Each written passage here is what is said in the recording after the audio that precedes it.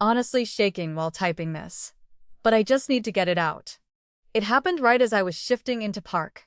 In the elementary school pickup line, a calendar notification popped up that just said meeting. No details, nothing. But the location was 142 Westmoreland Court.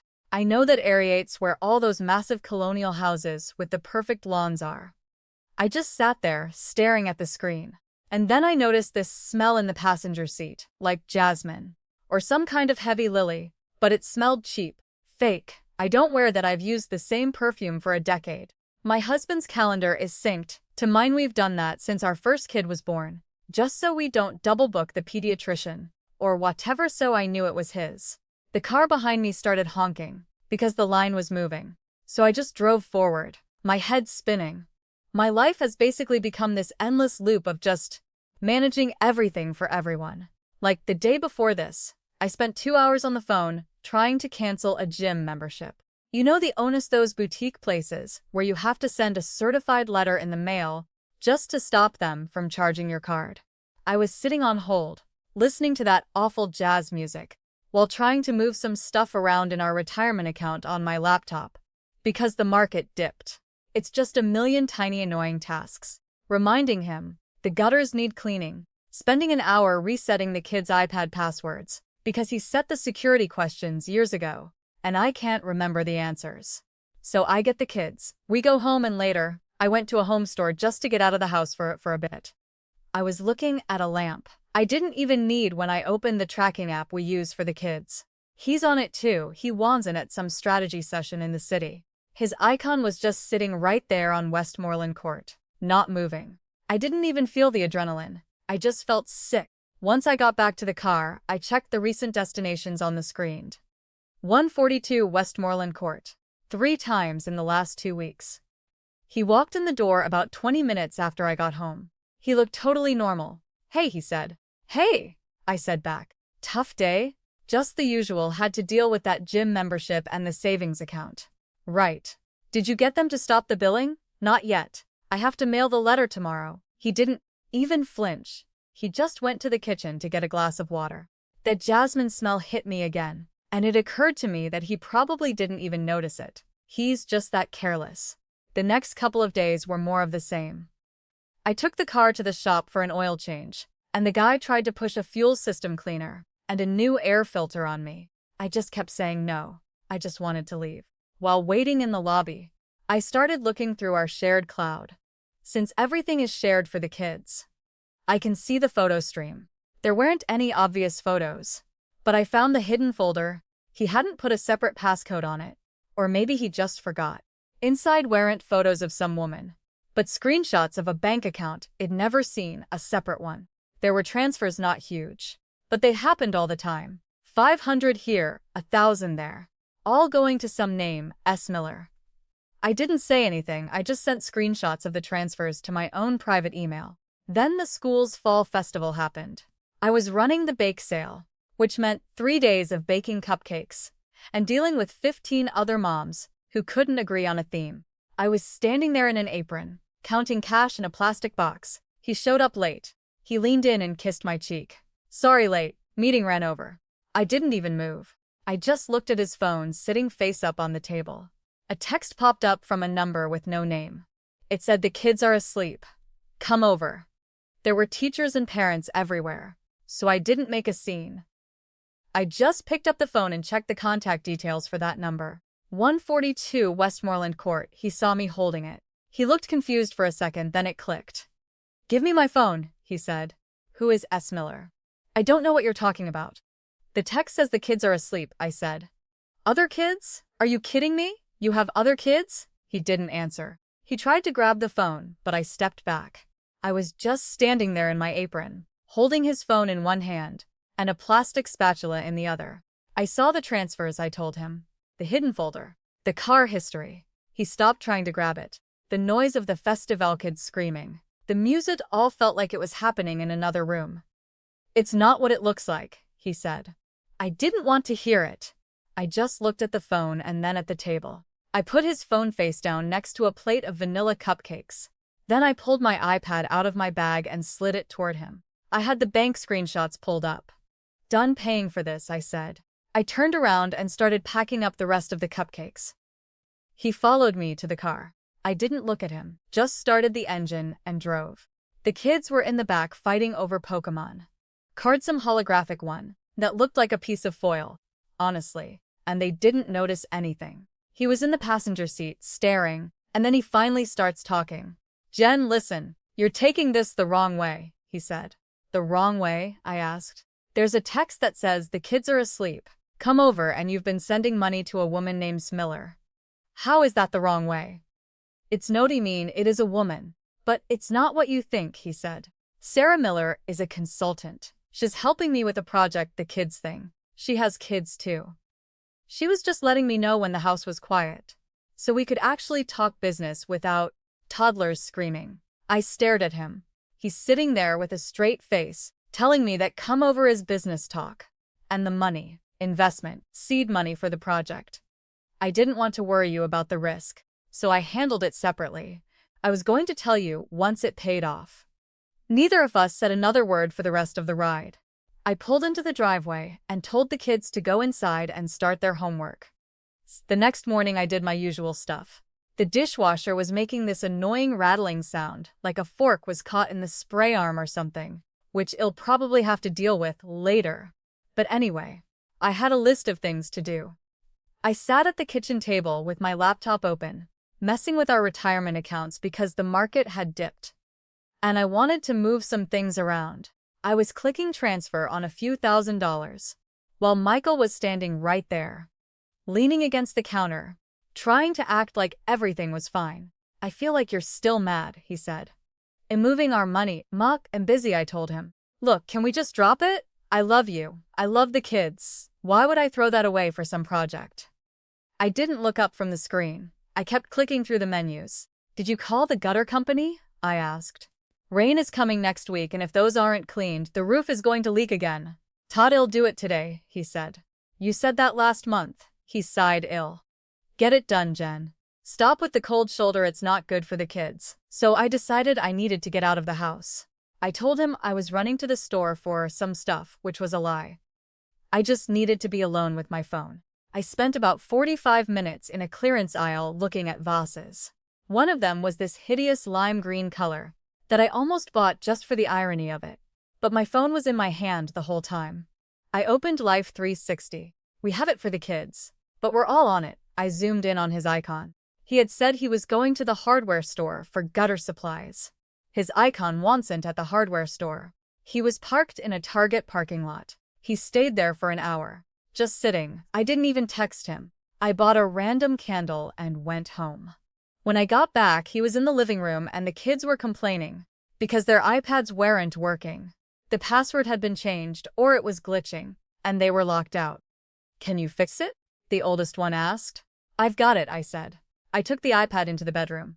Spent the next hour dealing with the forgot password loop. It's a pain. I had to verify the email, reset security questions, and do the two-factor authentication. I think I had to restart the device twice.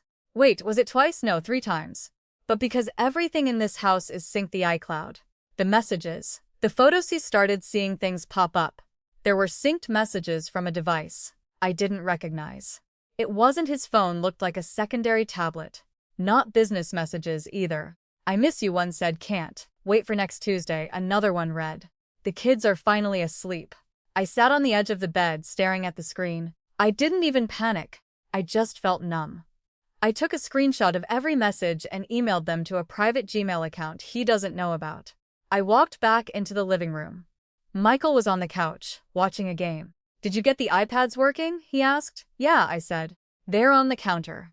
"Thanks, babe." He didn't even look at me. He was just focused on the TV. For the next week, I acted normal. Kept the house running, reminded him about the gutters every single day. Handled the kids' schedules. I even made him dinner. But every time he left the house, I was tracking him. A pattern started to show up. Every Tuesday and Thursday he'd go to the gym, but his icon would stop at a coffee shop near Westmoreland Court for 20 minutes, and then he'd disappear. The signal would just go dead. He was turning his location services off, which is funny, because he's the one who insisted we all use the app for the safety of the children. I started digging into the shared iCloud photo stream again. I looked at the recently deleted folder. He thought he was being smart by deleting the evidence. But the folder holds everything for 30 days. I found a photo, not a selfie. It was a photo of a living room with beige wallpaper and a large, ornate mirror. I recognized that mirror. I'd seen it in the background of one of the business photos he'd shown me a few months ago, when he was pretending to be at a conference. I spent a few hours searching houses on Westmoreland Court. I scrolled through recent listings until I saw it. 142 Westmoreland Court. The listing photos showed the same mirror and the same wallpaper. The house had been sold 6 months ago to a Sarah Miller. I didn't make a scene. I went to the kitchen and started making a list. I wrote down the total amount of money he had transferred to Herod, gone back through the screenshots and added it all up. $8,400. I was sitting there with my calculator and a piece of paper when he walked in the door. He looked tired. He smelled like that fake jasmine perfume again. "Hey," he said. "Long day," I said. I didn't look up. I pointed to the paper on the counter. "What's that?" he asked. "The total," I said. $8,400. That's it of seed money for a consultant, Michael." He stopped moving. He just stood there in the entryway, still wearing his coat. "I don't know what you're talking about," he said. I didn't argue. I didn't even raise my voice. I just picked up my iPad, unlocked it, and slid it across the counter toward him. I had the house listing for 142 Westmoreland Court open on the screen, side by side with the screenshot of the photo of her living room. He looked at the iPad. Then he looked at me. He didn't say anything for a long time. Then he cleared his throat. "Look, it's complicated," he said. I looked at him and didn't even want to hear the excuse. I grabbed my paper and walked out of the room. I have no idea where I'm going to go, but I can't be around him. I was just trying to go to the bedroom and he started in on me. He followed me down the hall, using that voice. "You know, the one where he's trying to manage me. Jen, just stop. Listen for a second. You're jumping to conclusions over a few photos and a house listings. Not what you think." I didn't even answer him. I just walked into the room and slammed the door. I didn't lock it. I just sat on the bed and opened my laptop. I needed to stop thinking about him for a second. So I decided to finally look at our retirement account. The market had dipped, and I was sick of seeing the portfolio in the red, just because Michael felt like tech would bounce back by Friday. Oh, and someone had left a pair of muddy boots right in the middle of the hallway that I almost tripped over. I don't know why.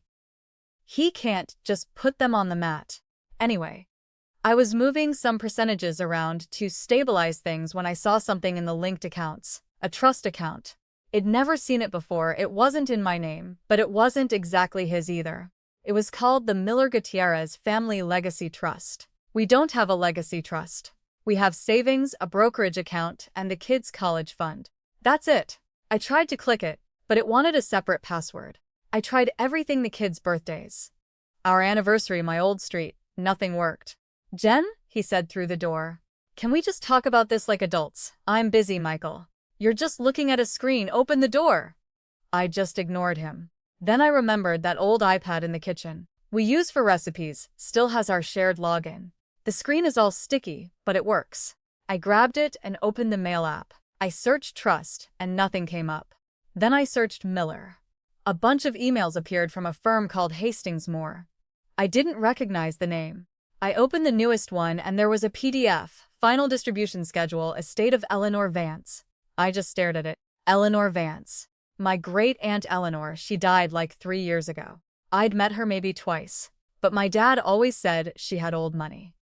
When she passed, the lawyers told me it was tied up in probate, and that I might get a little something eventually, but mostly it was gone to taxes. I scrolled down. It wasn't a little something. Shed left nearly $2 million to the descendants of the Gutierrez. Line me.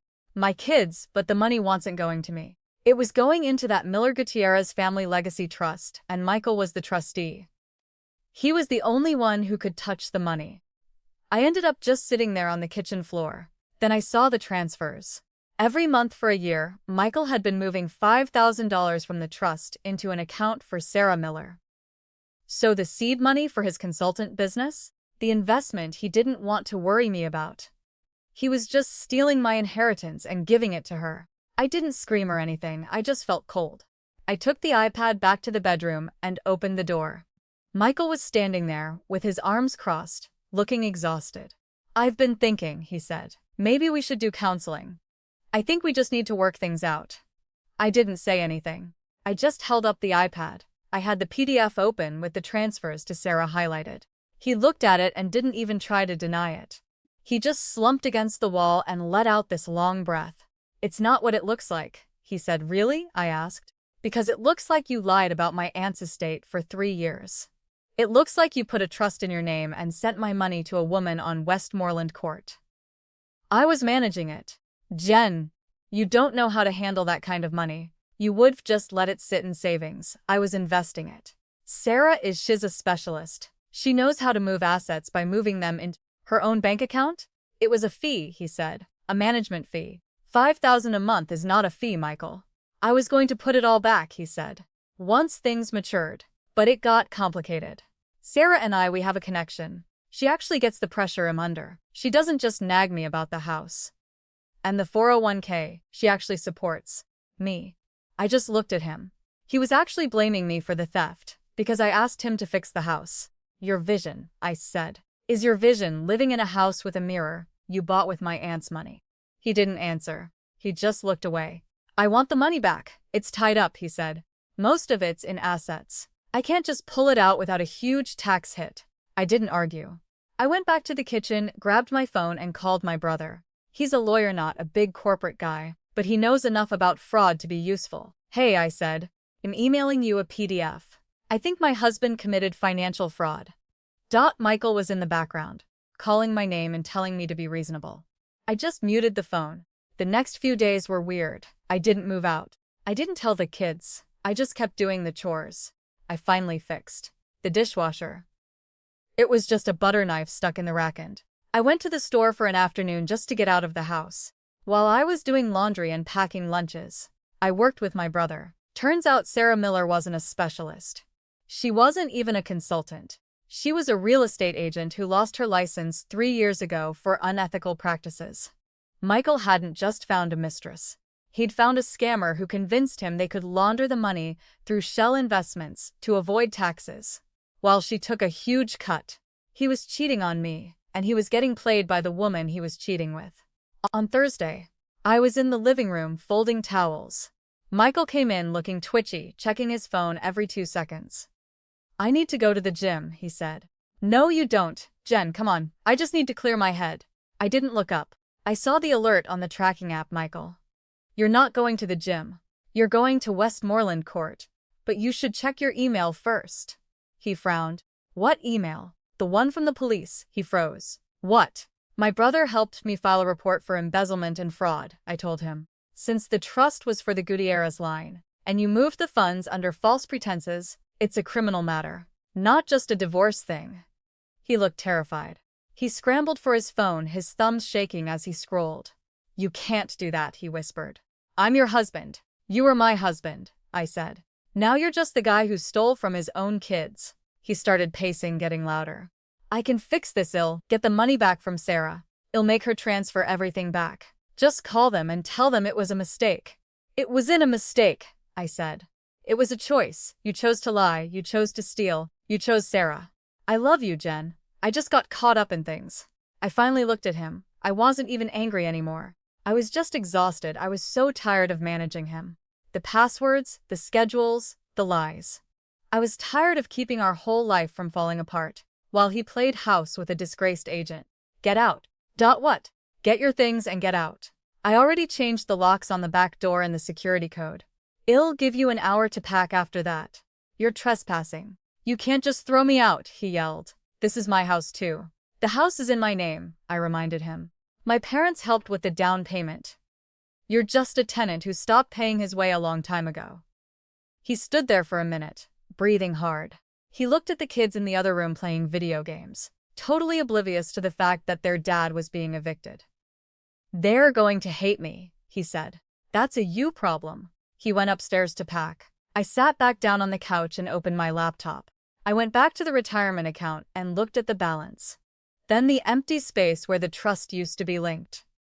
I felt a weird kind of relief. An hour later, he came downstairs with one suitcase. He stopped in front of me, looking like he wanted to say something apologetic or profound. Probably. I didn't give him the chance. Don't forget your gym bag, I said. I'm sure Sarah is waiting for you. He didn't say anything. He just walked out the front door and closed it. The house was quiet.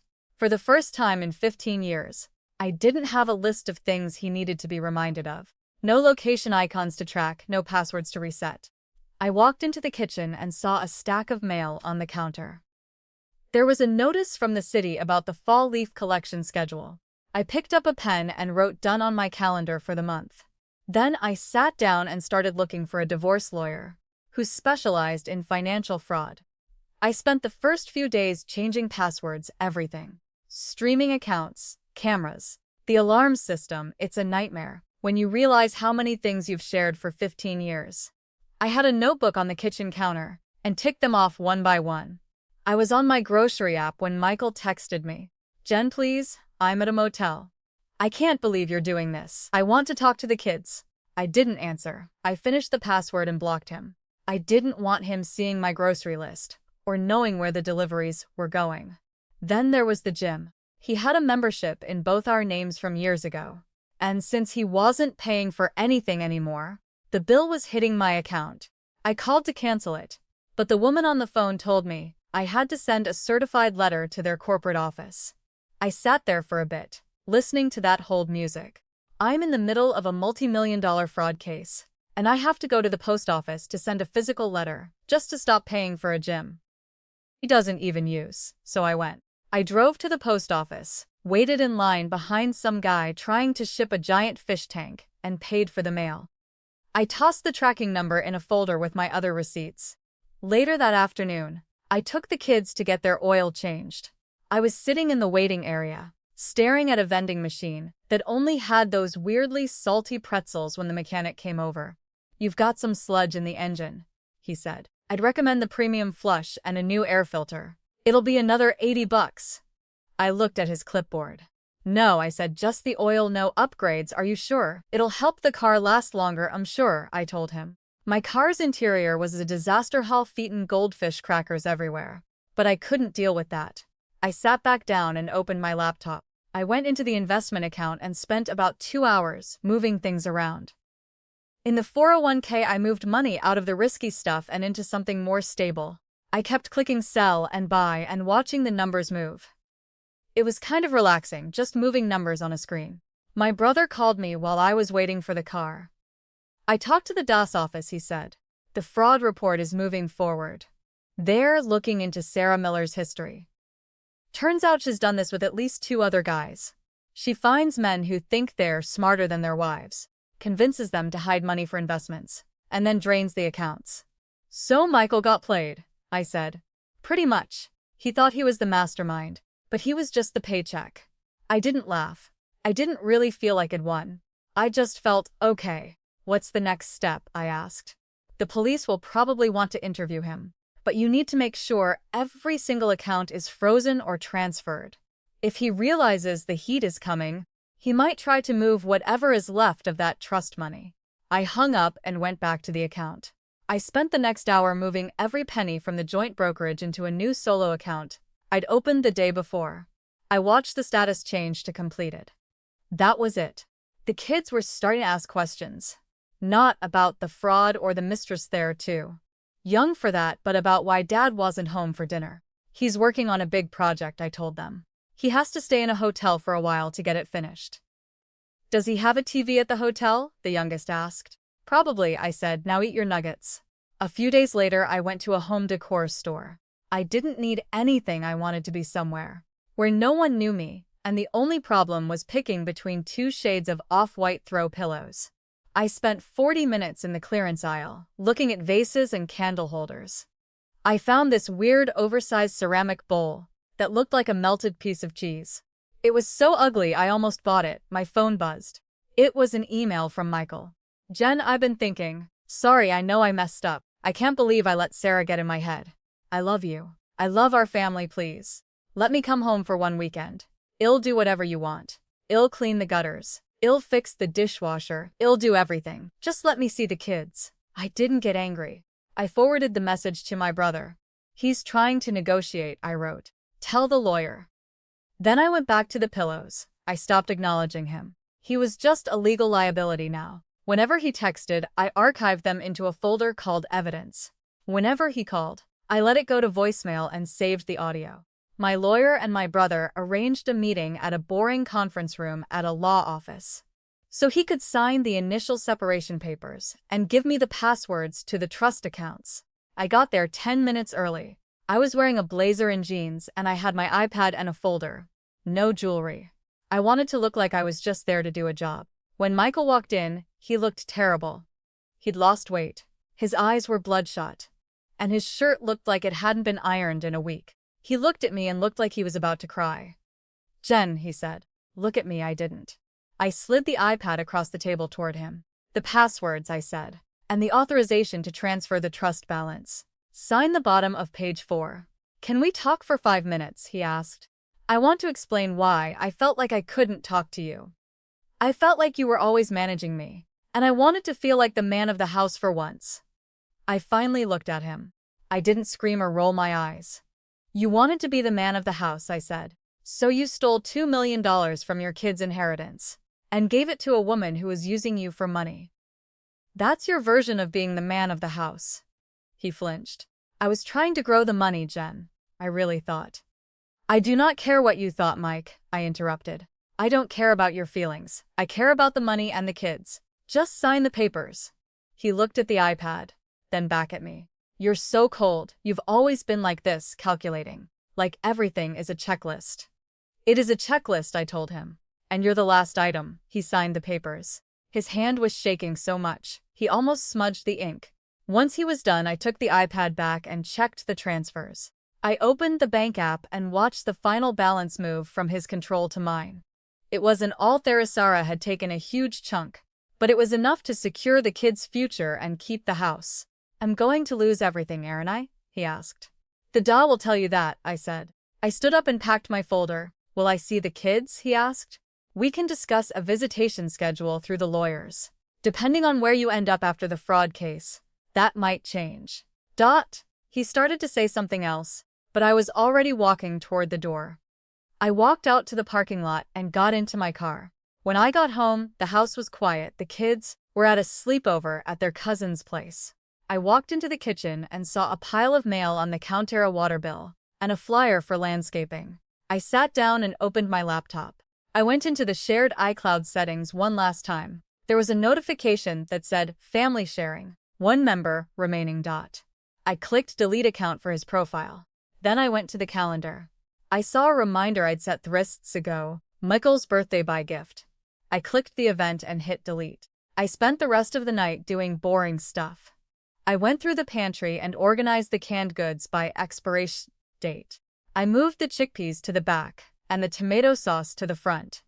I wiped down the shelves with a damp cloth until they were spotless. Around 9 p.m. my phone buzzed. It was a notification from Life360.